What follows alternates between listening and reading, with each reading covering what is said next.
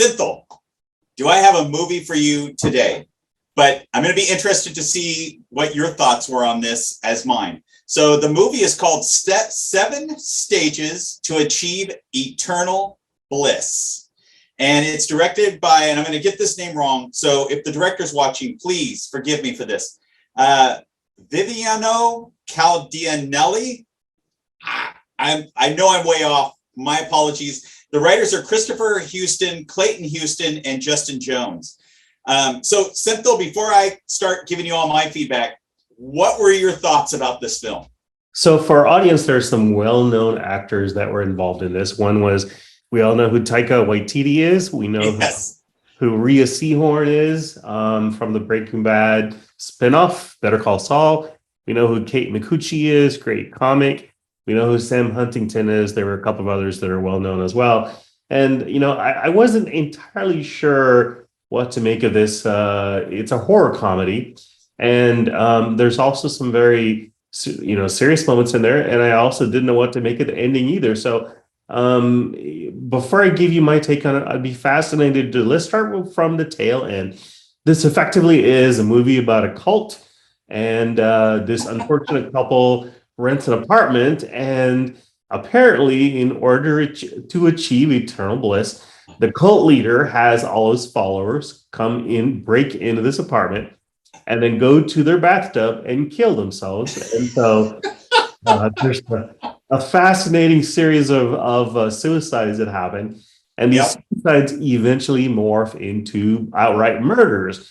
And that transition, this evolution from the couple being horrified at what's happening in their apartment to actually being active participants in helping these cult followers achieve eternal bliss is a fascinating transition. I also didn't quite know what to make of the ending scene. So let's start from there. What did you think of the ending? What did you think actually happened or didn't happen in that final scene? I don't know. And that's the beauty of this. I don't know if I wanted to know, right? It was a lot like one of those, where you're watching it.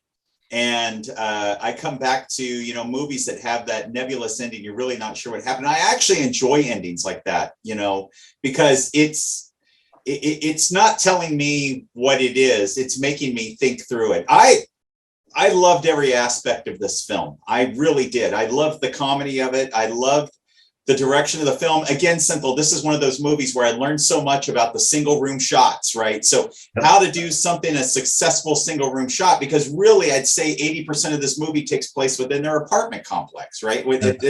Actually not their complex, just this apartment. And they did it so well. They used the scenes, they used the atmosphere around the apartment well. I was hooked from 5 minutes into this film until it ended. Absolutely. And the detective that played a part in and being fully aware of what's going on, not warning this poor couple, and not really doing a whole lot until he decides that the poor couple are actually turned into murderers who are assisting. What did you make of the transition of these characters that went from being horrified at all these suicides to actually helping perhaps some people that didn't want to achieve eternal bliss achieve it? What I loved about it was it actually became more, I don't want to give too much away, but it became deeper than helping people reach eternal bliss, right? So it's like they embraced their internal serial killer, right? And then they started just playing into it as part of this cult kind of, hey, if I die in this bathtub, I get released and my soul gets released and the whole 9 yards. And which leads towards this ending, right? Which is this kind of nebulous ending of, and again, which I think you should watch it to really see what's going on there, which is, did they or didn't they, is the big question at the end that you're left hanging with. And personally, for me, the way that the transitions throughout this film, Synthel, just worked. They worked really well. They were well planned out. It was obvious that the director took the time to kind of think through this and how people are going to work together. The dialogue was fantastic. So for me, this just hit every note. I actually watched it twice because I enjoyed it so much. I did too. Actually, I think I was more than twice because I wanted to understand what was going on. And, the last scene, the perspective of the last scene is interesting because you're not exactly seeing it from one of the characters' point of view. The point is the audience. The audience is seeing this occur.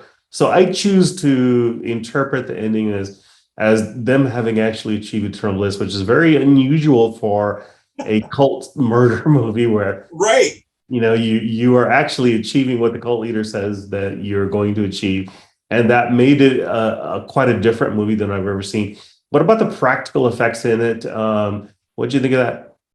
You know what, and again, we looked everywhere to find out what this budget was for this film, because as you all know, we try to stick with those micro budget films under $1 million. That my feeling here is this had a higher than $1 million budget, was the feel I had, just because of the actors and the actresses in this. Now, there's plenty of movies under $1 million where they will come in and do it as a, it's a friend or somebody else like that, or they really love the script, and so they come in. This felt like it was a little bit more. I thought the practical effects were spot on. I thought all of it was really well done. Which, did you go to see if this, I have to admit, I didn't see, has he directed anything else? And not, you know what? He does have a series of probably not as well known. Yeah, I'm just seeing this, like Portal to Hell 2015. Yeah. A sketch show, really? Director of a sketch show for a year. Wow. Yeah. So he's done a sketch show. This hour has 22 minutes, a TV series. It looks like he's had a lot of television is what this looks to me. Let's call it a first time full length feature film. I was completely impressed. I was too. It's a bit eccentric. I don't know that this is going to, I'd be fascinated to see if you think this will draw a mainstream audience because it's so off the wall. There were some B plots in it too. Kate Micucci does a fantastic job. She's losing her mind gradually, and it's clear she's unhappy in her life. They did the transition so well, right? And her transition is really done well, where, her, like you just said, her life is mundane, it's boring. And then she finds a spark that just invigorates her, right? She's just excited to be alive. Unfortunately, it's killing people, right? But hey, I still remember the comedian, C. Lewis saying, you know what? Yeah, serial killing is really bad, but you know what? The serial killer's having a fantastic time while they're doing it, right? So they're really happy. So this to me was like that whole feeling of, I found my passion in this. That is helping people reach their final place. She does, in fact, seem to be getting happier.